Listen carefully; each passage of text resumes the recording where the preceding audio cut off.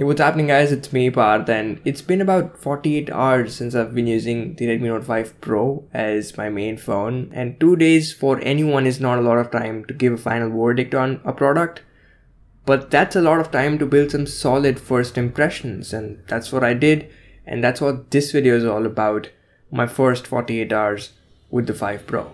So the design is pretty familiar. I mean, you don't really have to look very far to find its inspiration. But as you can see, I got the gold color from the Mi store because the black one was out of stock. But this one actually looks better than the gold Mi A1 that I had. Maybe it's just me, but I noticed this gives a slight hue of rose gold in certain lighting conditions. Pretty hard to get that on camera, and most of you might not even notice it. But it did come to my notice and I kinda liked it. The front is slightly creamy white. And you know what I feel about the white front. It definitely feels fresh, and now with an 18:9 display, you see less white and more screen, and this time I actually don't mind that black inner bezel around the display, at least not in the first 2 days because it's pretty thin. The buttons are decently tactile, definitely don't match up to the ones on the Redmi 4 that I reviewed about 6, 7, 8 months ago, but you'll be fine with these. Oh, and also the back actually feels pretty clean at the bottom because there is no FCC guidelines or informations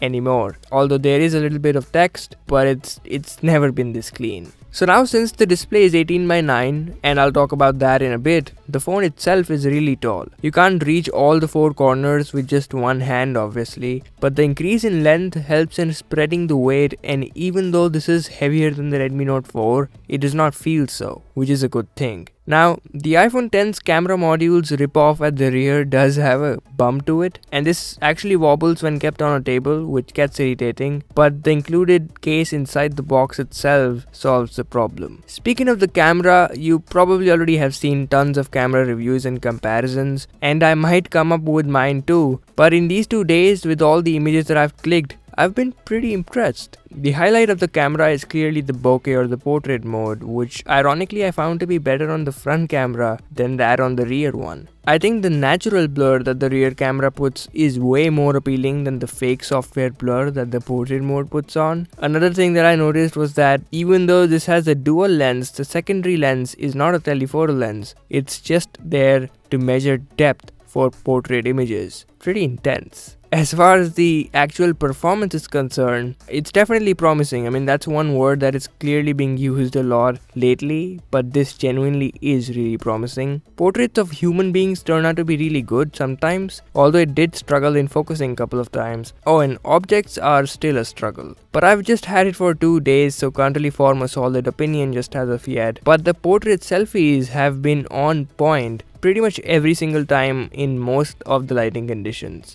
I've uploaded this to my Instagram, so I'll leave my handle linked below. Make sure to check it out. Coming to the video, it's, as you probably already know, limited to 1080p, but that's only for the time being because both the processor and the sensor actually support it. So just gotta wait for the update. Now speaking of the app, I have to say this, but they have come really close to making it as similar as the one on iOS. But honestly, it's not feature packed. Like the manual mode just has the white balance and ISO control, and that's pretty much it. So my recommendation is to get a third-party app until this gets an update.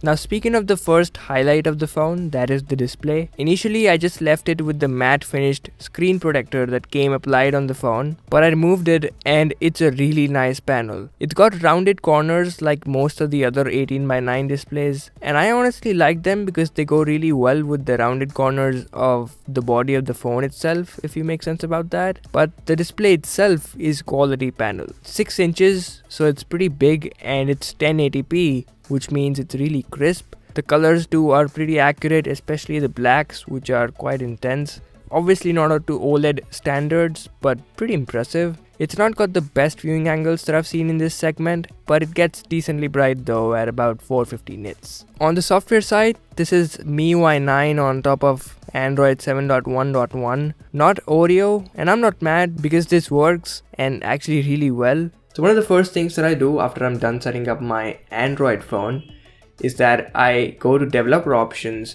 and then increase the speed of all the animations across the phone. But with this one, I didn't do that because it was not necessary because this was already so quick, which is great. I haven't installed a lot of apps as of yet, so maybe that's why it's so snappy, but it's a pretty powerful processor inside, so I'm kinda hopeful for it, even when I do install a lot of apps. Basically another reason for you to stick around for the full review. But MIUI, although being clean and snappy, also brings in bloatware, in fact a lot of it. There are tons and tons of apps from Xiaomi, basically a Xiaomi app to replicate every Google app on the phone, just like Samsung and HTC used to do a couple of years ago. Another thing that I noticed was that now the apps open up in the same way they do on iOS, basically exploding and pushing all the other apps aside. You might hate me for saying this, but it's funny how hard Xiaomi wants to be compared to nothing but Apple, if you make sense about that. But there are a couple of potentially neat features that I noticed, like split screen, which at the moment does not support a lot of apps, and also full screen mode, since a lot of apps are not yet updated to 18:9 as of now. Full screen basically upscales the app to meet the ends, although this too does not support a lot of apps. But one of the most important software features in the Redmi Note 5 Pro is Face Unlock, and I got the update right after setting up the phone, but my experience has been pretty disappointing. While setting it up, it informs you that the mechanism can be tricked with a photograph, so in case someone does that to you, you can't blame the company because it's already warned you. That's smart. As far as the performance is concerned, it's actually failed more number of times than successfully unlocking the device for some reason. I deleted my face data and reset up Face Unlock almost 3 times, but the problem persisted. Really can't figure this out at the moment, but let's see if things get better in the full review.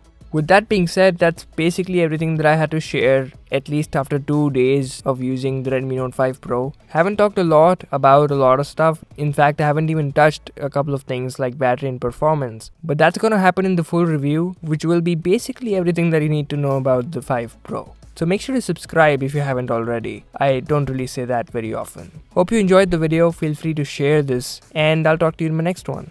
Take care.